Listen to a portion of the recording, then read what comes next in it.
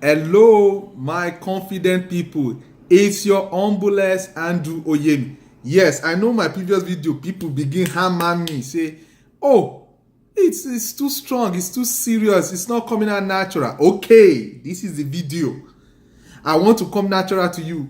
Please don't laugh. I beg you, don't laugh too much. If you can add headache. You laugh too much my video, you go have headache. Yes, today I want to talk about conflict resolution in your marriage, in your life, in dealing with other people. Conflict. When people begin act like lion and they act like lion and they begin fight you, punch you, it's conflict. When people see you and they don't agree with you, it's conflict. You will see conflict everywhere you go. Conflict is like the air you breathe. Everywhere you go, there is always conflict. You want to change that video? If you try to change that video, you're gonna be in trouble. Listen to me and learn how to resolve conflict. Conflict is what we all do. Okay, now let me come from a grammatic understanding of conflict. Conflict is disagreement. When both party or people do not agree, there is bound to have a conflict. Anything that doesn't go well with you and other person, either you have misunderstanding or miscommunication, there is conflict. However, I'm going to share with you 7 ways that you could resolve conflict. If you follow this step, definitely you're going to get a better result. How to resolve conflict. Mainly to my African people, mainly my elders, my bosses, and everyone that resolve conflict, or those who act as an intermediary. These are the proper way from my own experience how to resolve conflict. The first thing you need to do or you need to understand when you want to resolve conflict is prepare. Be prepared. Be prepared. Anything you want to do, you want to be prepared. It's like when you go to work, are you not prepared? You get dressed in the right uniform, you sharp, you take the right equipment. It's like a farmer going to farm, all his tools. It's like a child that wants to go and write exam, does not have a pen. That person is not prepared. If you are not prepared, you know what can happen? Instead of the conflict to be solved or resolved, is going to escalate the conflict. What do I mean escalate the conflict? Means it's going to raise or create more problems if the conflict is not solved, if you're not prepared. Why should you be prepared? But you have to be prepared because you don't know what you're going to mean. Like the motto of the Boy Scout, always be prepared. You just don't know what you mean. The way you deal with your life every day, have an open mind that you're going through life, you just don't know what to expect. The same way I want you to be prepared. Be prepared. You want to go join people to solve a problem. Be prepared by anything can happen. Let me just use it that word. If you go anywhere, anything can happen. That is what I mean. Be prepared. Now, let's talk about 2, which is very important. It's to know yourself. Whether you are the one gonna be intermediary with resolving the conflict or you are in the midst of the conflict, you have to know yourself. If you have time, go check out my old video, Know Yourself. Know yourself, it simply means that you know the things that could trigger you. That certain things people say or could do to you that may get you upset. You have to be prepared for that. That you are going in the conflict zone. Of course, you don't know what to expect. You cannot control what people could say to you or do to you, but you have the power to control how you're going to respond. That is showing that you're prepared. If you know how to respond, it shows you are prepared. It shows you know yourself. You know when people say stuff to you, it's going to get you upset. So just zero your mind. Like, okay, people are going to say stuff to me. Because of the aim of resolving conflict, you don't want it to escalate, that increase. You want to de-escalate the conflict. That is why you have to know yourself. Know what they say to you and know how to respond. Not be everything where they tell you, now you go respond. It's not everything everybody says or do to you. You have to respond. Just know yourself so you know how to carry yourself. And when they say stuff to you, just hold back and don't take it personal. Now, let's go to the third point, which is very important, is that, which I noticed that most conflict resolution person or intermediary person does not allow. Many in the African culture, they don't allow. Let them vent. Is the third thing. Let people vent. When you want to solve a misunderstanding between two parties or two people in a family, you have to listen to both sides. Let them express. Maybe there are some things on their mind that actually cause the conflict, or things that have been building up for years or months or weeks. This is the opportunity for you to let it out based on the experience of the professional, whether they are psychology or psychiatrists. They will tell you when they intermediate between two people having issue, they let them talk. Let them talk. You know, African culture, no, it's okay. Oh, no, we don't want to go back to. No. You don't resolve conflict that way. I beg, let them yarn. May they yarn the thing where they their mind. No be apata. May they yarn the thing where they do them where they make them want they fight. You know those kind of things they in person belly where they be boxer.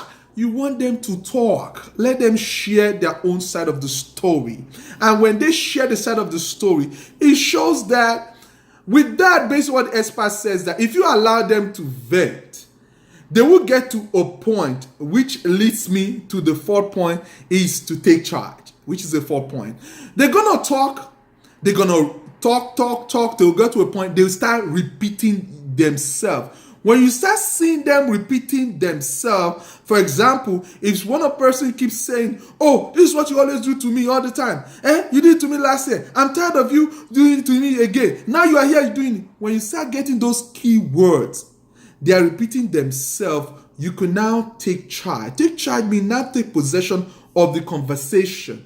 You can now, come into the conversation. Now you can now bring in your input into the conversation.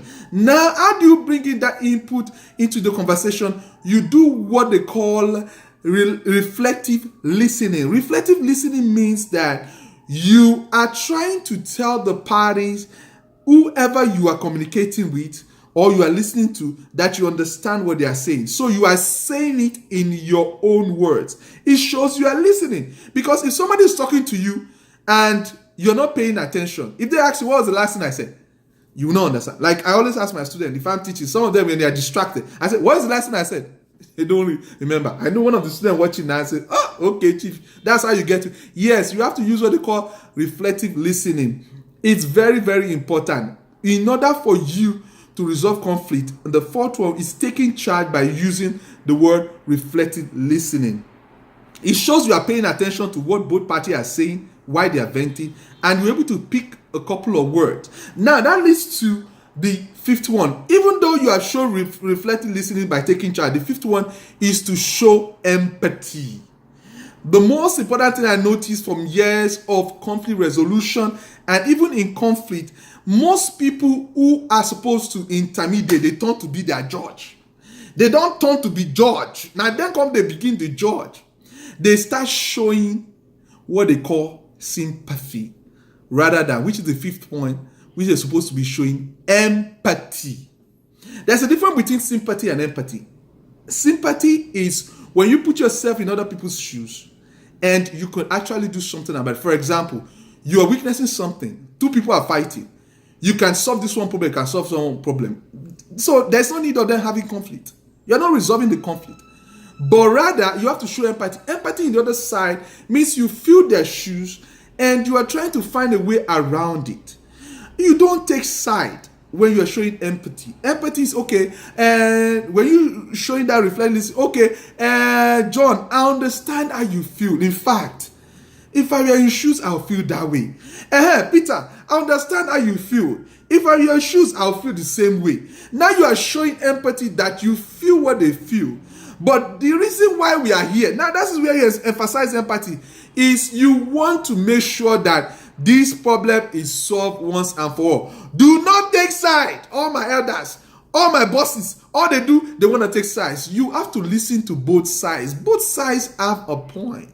If they don't have a point, then there is no venting. Both sides have a point. They have waiting, they bother them when they do their mind, as the heartbeat beat. So they have a side. You want to resolve that, which is very important. When you have to show empathy to both sides via your reflective listening, which is you taking charge. Now let's talk about the 6 points. Now, when you now showing the empathy, this is the job you have to do. The 6th point is you have to look for the beauty in the resolution. You have to search base to show that you are listening. You want to pick out points from both parties, what they are saying to each other. You want to pick out the positive part, not the negative one. Okay, stop starting problem. You want to pick the good side. Maybe John says something. Oh, you don't used to call me the way you used to call me. John said, well, hey, the reason I don't call you, you don't pick your call. So you want to pick out the calling and picking of call and say, hey, listen, guys, how do you feel? You want to make them go back when they used to be friends, the things they used to do, the things that used to make them tight. You want to look for commodity, the things that connect them. You want to bring out the positive side of their venting. You want to put it to their face. You want to repeat it time and time again. When you start repeating that beauty in them, you start noticing one thing. One of the party will start joining towards, will start responding to you. Yeah, you are right, uncle. You are right, daddy. You are right, cousin. You are right, friend. Oh yeah, I used to do those things. I used to like. You see, their heart will start they cool. That means they start feeling a little bit at ease. Then you see them connecting. You see, there's no longer anger. There's no longer frustration. When you now notice that, you now want to dwell more on that. When you get to a point that you see them, they start responding to their body language. Bam! You gotten what you do. That moves to the 7th point, which is now making up. That's the part where me I like to make them make up, not break up. Because they've been breaking up all this time, that they break everything. Now it's make up. You want to bring the two parties together. Once you notice whether John or Peter is the one saying, oh yeah, it's true, you are right, uncle, then you want to bring Peter to say, okay, you Peter, get up. Go and hug your brother. Oh yeah, John, both of you hug each other. Let this thing resolve. That is the way, when they both do those actions, and you notice the action, you see both of them smile, hugging each other. Your job, it's done. Conflict that has been resolved. That is the way I do it. Listen, I do it with my kids. I do it all the time with people. People, they don't know. I follow these steps and it has helped me all this while. The problem why most conflicts are not resolved is because people just don't naturally follow steps. People will naturally want to take side probably because they are more geared towards one of the party or not. The reason why conflict is not resolved is people always sympathize, not empathize. Now let me run down. You know me, I like to teach. Run down what I said. The 7th point is, first, you have to be prepared though. Please, it's like a farmer that goes to farm with no cutlass. Don't go in between two people, two big elephants, and you say you're an ant. You're gonna cause commotion. Always be prepared. Know that anything can happen. Your own focus is that you want to resolve the issue. Second one, you yourself have to know yourself. Whether you are the one involved or not, you have to know yourself that there are some things they will say to you. You want to take side. You don't have to take side. You have to be in the person to resolve the issue. Know yourself. Do not put mouth in the matter. Please resolve the matter. Do not put mouth in the matter. Do not fuel the matter, but try to resolve the matter. Know yourself. Then the 3rd one is very important. Let them talk. Let them vent. Let them say what is on their mind. That way, they will let it out. When they let it out, they will let it go. And when it goes, it doesn't come back again. But when you don't let it resolve, like in the African setting, they will tell you that, oh, it's okay, just let go. It's gonna happen again. Look, if you don't offload the things in you, how do you fill it up? If they say that to you, if that person do anything, it's gonna be a trigger. So let them vent. Also, when they're venting, take charge. Take the appropriate charge at the appropriate time. There is always appropriate time. When you start seeing themselves repeating themselves, take charge. The 5th one, show empathy not sympathy for one side. You are there, your job is to resolve, not to dissolve. So you want to resolve, you want to mend both parties together. That is very important. 6 is find the beauty inside conflict. There is always a beauty inside conflict. Every dark cloud has a silver lining. You want to find out the beauty in conflict. If there is no beauty in conflict, we won't be fighting. Maybe there's jealousy, maybe you don't like me. One time you say you don't like me. Find the beauty in the conflict. 7th one is to make up. Always make sure that no matter what happens, your focus, your goal is to make both parties come together. Now I know you enjoyed the video. That is how you can resolve conflict. Easy. Not the other way around. Not taking side. I know sometimes if I'm in conflict, oh, you're a pastor, you're supposed to start preaching the Bible verse. No. Conflict does not know age. Conflict does not know society. Conflict does not know background. Everybody fight. Cat and dog fight. Dog and fight. Everybody fight. We all have conflict. It's just the kind of person we are. It's all influences or chemical imbalance. I don't want to go into all that. So there's going to be conflict. So your idea, you want to minimize conflict, whether you are the one involved. Conflict, if people who resolve conflict, who understand conflict much better, could be a better person in life every day. Handling conflict is knowing yourself. Now, I know you enjoyed that video. You won't lie. All you got to do for me, my brother, you don't hear me now. I don't yarn well. I don't yarn well. I don't yarn well now. So, connect with me now. Say you understand. So all you got to do is subscribe to my video or YouTube. Just subscribe. When you subscribe, there is a bell. They call it notification bell. That thing, I don't know what that bell they do there. Maybe they dance or they do. Just click on that bell. That means you will receive my video on time. You could like, you could share, you could comment, and if you could send the email. Talk to me now. I want to hear your own now. I want to hear. So you could put in the comment what you think, or maybe you're having conflict issue. You need my experience. I could help you, or I could just share your own story on the comment section. Thank you so much. Nah, I don't want to run, but I gotta waka. I want waka. Come up for your face so that I can go upload more video. Thank you and have a great day.